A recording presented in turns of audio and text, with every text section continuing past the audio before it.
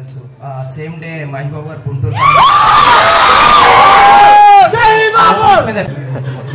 చాలా బాగుంది సార్. చాలా బాగుంది. ఇప్పుడు వారికి రెండింటిలో మీరు తేజ గారిని చూపించారు, కానీ హనుమాన్ ఆయన ఏం చేయబోతున్నాడు, ఆయన ఏ విధంగా చూపించబోతున్నారు? అదే సస్పెన్స్ సినిమాలో. హనుమాన్ ఉంటారా ఉండరా, ఉంటే ఎవరు ఆ క్యారెక్టర్ ప్లే చేశారు, ఇదంతా కూడా సస్పెన్స్. అది సినిమా థియేటర్కి వచ్చి తెలుసుకోవాలి. ప్రశాంత్ గారు నిరంజన్ గారు, యాక్చువల్లీ సంక్రాంతికి చాలా టఫ్ ఉంది మీకు తెలుసు. సేమ్ డే మహేష్ బాబు గారు గుంటూరు మీద ఎఫెక్ట్ అవ్వచ్చు, బట్ మీరు టిల్ స్టిక్ అయి ఉన్నారు ఆ 12th కి. ఎందుకంటే బిఫోర్ 11th కో 10th కో పెట్టుకుంటే ఓపెనింగ్స్ బెస్ట్ వచ్చాయి కదా. ఎవరు ఓపెనింగ్స్ అండి? మీకండి ఓపెనింగ్స్. Okay okay. అంటే సేమ్ డే పెద్ద సినిమా వస్తుంది కదా, అంటే 12th కి ఎందుకు స్టిక్ అయి ఉన్నారు అంటే మేము యాక్చువల్లీ ఫస్ట్ అనౌన్స్ చేసామండి 12th అనే డేట్ నాకు తెలిసి. సో యాక్చువల్గా మేము 12th ఖాళీగా ఉంది అనుకునే మేము 12th అనౌన్స్ చేసాము. సో మేము అనౌన్స్ చేసిన తర్వాత మేము ఆల్రెడీ హిందీలో అక్కడ ఇక్కడ అంతా అగ్రిమెంట్స్ మొత్తం అన్నీ అయిపోయినాయి.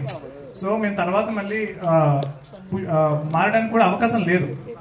సో డెఫినెట్గా మహేష్ బాబు గారు చాలా పెద్ద స్టార్. సో నేను కూడా ఆ సినిమాకి ఆ రోజు ఫస్ట్ డెఫినెట్గా చూస్తాను. అండ్ నాకు చాలా ఇష్టమైన యాక్టర్, ఇష్టమైన డైరెక్టర్, నా ఫేవరెట్ హీరో మహేష్ బాబు.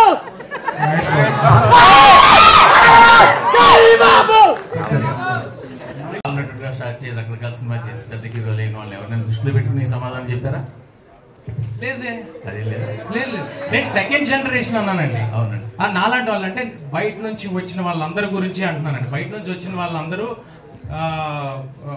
ఏదైనా ఇలాగా కొంచెం మ్యాగ్నానిమస్ ఫిల్మ్స్ కానీ ఏదైనా అటెంప్ట్స్ కానీ అంబిషియస్ అటెంప్ట్స్ కానీ ఏదైనా చేసినప్పుడు మీ గురించి కాదు సార్, మీరు అన్నమాట గురించి కాదు.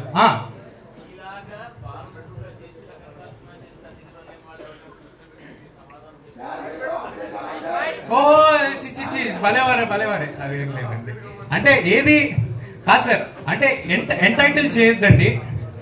మూర్తి గారు క్వశ్చన్ అడిగారు సార్, మీరు ఏనట్లా ఎంటైటిల్ చేయకూడదు ఎవరిని. వాళ్ళకి అది మీకు ఇది అని ఎంటైటిల్ చేయకపోతే హ్యాపీగా ఉంటాం సార్. Thank you. ప్రశాంత్ గారు